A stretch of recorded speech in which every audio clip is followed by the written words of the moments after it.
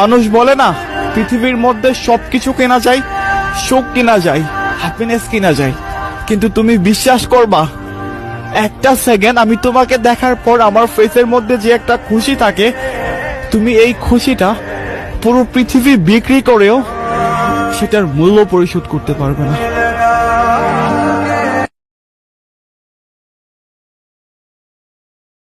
কেউ যদি আপনাকে ভালোবাসে, সে যতই ব্যস্ত থাকুক না কেন, সে আপনার জন্য সময় বের করবেই করবে।